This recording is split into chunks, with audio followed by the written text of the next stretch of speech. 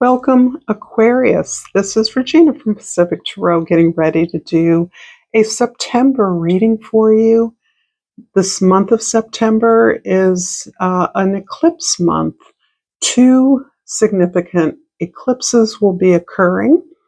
I'm reading this at the time of the energy of the first new moon in August, which occurred several days ago, and that is the entrance of the eclipse season, the first lunar eclipse being at the full moon in Pisces on September the 7th, and the second new moon in Virgo being on the 21st of the month. And that is a solar eclipse. The eclipse season is an opportunity for things to really pick up pace, to intensify. So as speed is accelerating, opportunities are exploding, and yet we are being called throughout this month to very carefully sort, discriminate, determine our priorities as we combine our mind and heart. Think of the planet Mercury that rules Virgo and the power of Mercury retrogrades that are being extended in some ways, their application through the month of September. So the month of August, we had a retrograde Mercury, and that cycle is completed. And now we're able to implement the ways in which we have learned to strategize carefully and to navigate our methods for moving forward strategically. Your energy for this month is the Two of Pentacles, which is quite significant, as I feel for many of you that you are integrating the way you used to do things with the possibilities for the future. And as Pluto has arrived in your sign, this is quite monumental. The new methods available, the new goals available to you extend on a global level. They arise out of our collective unconscious on the basis of what we all need, what we all desire, universal archetypes that need to be satisfied for all people. And you're adjusting your methods in recognition of this. Underneath the deck, the Ten of Pentacles. So once again, Aquarius, you're working in the realm of legacy. You're working towards a functional, resourceful community at whatever level, from family to community to the world stage, whatever level that you're applying your efforts to. This is about enhancing the sense of abundance that is accessible to all. I'm going to pull a crystal oracle, and I think this is the Sunstone. Empowerment is the key word. I love that. I'm empowered in all areas of my life. And one of the areas that is being highlighted by this new moon, and I suspect the next new moon in Virgo, is the area where you share resources with others. How perfect is that? So as part of this functioning community, you are collectively looking at new methods and opportunities that can be shared and participated in by all. This is absolutely lovely energy. So your notion of empowerment is about being a vehicle, being a model for that, for others to participate in at the same level. I want to invite you into a full-out rejection of this reading if it isn't resonating for you. I have had the experience of having a reading that didn't resonate with me, and my sense of frustration. You don't need to go through that. I invite you, you have my permission to check your other placements and find a message there. Those of you that are remaining, thank you. And I'm going to get started with the past energy, which is roughly about the end of August until the first full moon in Pisces, roughly. The Knight of Cups, what a beautiful energy. Here, I believe you are opening yourself up to this deeper level of interaction, exchange, and commitment to others in your life. I do believe this is fairly intimate. You are perhaps investing with others in a particular area, and you're doing that collectively as a means to make the best investment possible. This also can refer to the way that you allow yourself to more deeply connect with others, as in trusting. So for many of you, I have a sense that perhaps because of your history and relationships, the idea of commitment is based on, or lack of commitment may be based on a lack of trust. And usually trust has been a trauma response, a lack of trust is a trauma response to some kind of dysfunction, betrayal, misalignment that we've experienced. And I feel as though you are opening up your heart to the possibilities that with appropriate trust, as in getting to know people well enough, having shared experiences that give you the foundation to believe what they say, and in their efforts at being being in integrity, you are recognizing that you have not only a lot to gain, but so much to give. This feels like you have a tremendous amount to give at a deeper level of commitment. This is working with somebody over a period of time in which you start at the beginning and follow through through a completion. In the middle of the month, roughly from the full moon in Pisces to the second new moon in Virgo, the Hierophant. This is beautiful. Yeah, your willingness to open up to deeper connections is because you're finding your value in teaching and or learning from others. You're at a very critical point in your own development where you don't lean on your vast stores of knowledge. That it's not as though you take it for granted, but you understand that at the point you're at, you are no longer threatened by more information others have that you don't. Instead, that's where you're curious. Your students, your coworkers, your clients, you look to them for the lead. You don't look to be an authority. You look to learn how to be of service in the best way possible.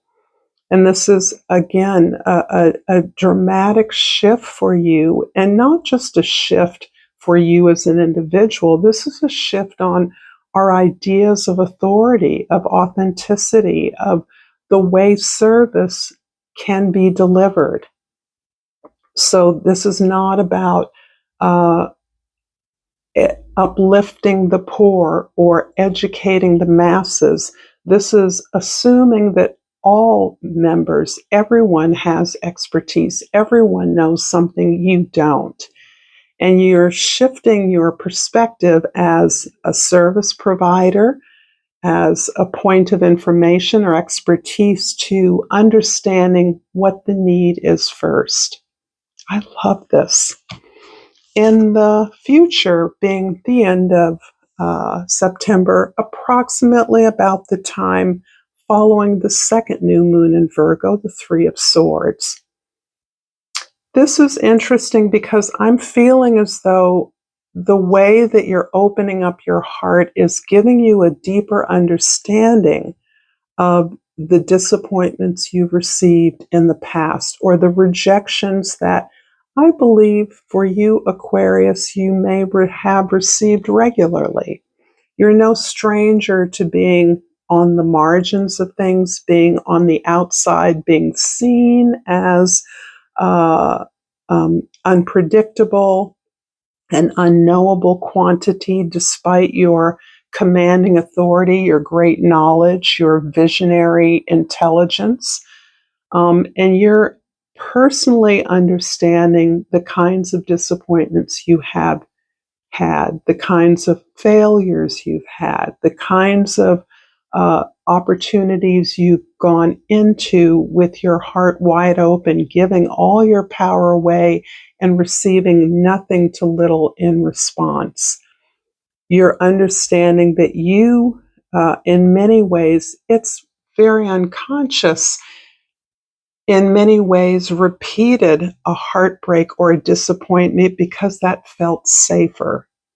And I do want to offer this as from the perspective of the possibility that you are so versed in manipulating, or not manipulating, and utilizing your superconscious.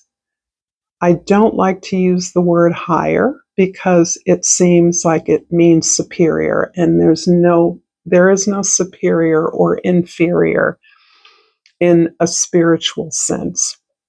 But your superconscious is so active, your intuition is so keen, that it is often safer for you to trade in the realm of ideas than in the difficult, messy work of personal relationships, where so much is unknown, particularly if you don't acquaint yourself with those to whom you are offering your love or service.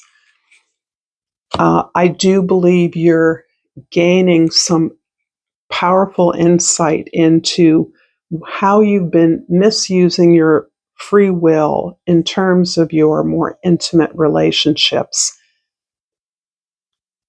I also would love to invite you, if this reading is resonating for you, to please like this video and subscribe to my channel, Pacific Tarot. I greatly appreciate all of you that support the growth of my channel. It makes me happy, and I love the comments and appreciations I receive from you. So thank you in advance for that. Let's clarify the Knight of Cups in the past with the Four of Discs, that's the Four of Pentacles, and the Queen of Discs, which is the Knight of Pentacles. So I'm really interested that you are opening up your heart to this idea about manifesting your dreams. And it looks as though you're focusing on manifesting a foundation. And this foundation is what supports your intimate, committed relationships. That can be a spouse or a romantic partner. That can be a business partner. It can be your team of collaborators. It can be your audiences or your clients. But you're really focused on setting up a foundation, and that foundation may be everything from shared principles, ways in which you all agree to principles of unity, a way to work. What are your agreements when you meet as an organization or as a team? What are your principles of service? And this also necessarily relates to the resources you have, the contacts you have, the connections you build with other organizations or other partners, potential collaborators. This requires a lot of energy. It also requires you to stand in clarity with your vision. And that clarity gives you the motivation to manifest it, to bring it down to earth, to take the next steps. The vision is large, and that cannot stop you or slow you down. You must break it down into steps and recognize that the first order of business is building those agreements as a team, as a partnership. In the middle of the month, the Hierophant is clarified by the Three of Wings, that's the Three of Swords, a repeat, and the Four of Columns. Interesting. So we've got another 4 here. This 4, in addition to a practical, resourceful foundation, we're now building an opportunity for our team, for our partnerships to grow and to celebrate that growth. This is something beautiful that you are achieving, and it again feels as though your team has coalesced, is coalescing in the middle of September. It may have drawn up a charter, an organizational agreement, a team agreements, meeting agreements. You may have found a location or developed a location where you meet in a way that doesn't just support you and your partner or team, but it supports other members involved, clients, students, customers, others who you work with and who you want to support that growth and expansion. It's interesting that the Three of Wings, or in this deck, the Three of Swords, is actually part of that. It is your deeper understanding of your role in selecting relationships that are productive. And having faced and having understood failures in the past, your role in those failures or disappointments, you now recognize what qualities are essential to a more productive relationship, more productive teams, more productive community, a community that grows, can sustain itself and expand. In the future, the Three of Swords is clarified here by the Lover's card and the Nine of Vessels, which is the Nine of Cups. I really do feel, and this is not the first time this has come to me, that there is a powerful love in your environment. You're working towards that love. This love has been growing for some time. You're learning how to work together. You're learning how to get to know them. You're understanding that you may have a shared history of disappointments and that you have done a lot of personal work, each or all of you, to find a way that satisfies your own needs and desires for growth and achievement, that finds support in your own efforts, your own investments, but also recognizes support in the response from others, in your decisions and choices you make about who you partner with, who you work with, who you coordinate with. And this is showing me that your partner is as whole a person, is as committed to long-term growth, sustainable growth and achievement, and understands that that is for something much larger than your team, your partnership, or your personal ends. This is really powerful and beautiful, and it really feels like you are, throughout the month of September, growing something phenomenal based on what you've learned about your own strengths, your own weaknesses, and your desire for more, your sense of deservedness of more. I'm going to finish this reading with a soul's journey, and I've pulled acceptance. I am learning to accept the things that I cannot change. This feels very much like the Emperor card for me at this time. I'm seeing you as releasing the need to control things you cannot. and that is providing you with an energizing effect so that you are more clear about what of your own responses, actions, responsibilities you can make, you can move forward on. Thank you for this reading, Aquarius. If you enjoy this content, there's more content here for you to check out. Thank you for your likes and your subscribes. And until next time, namaste.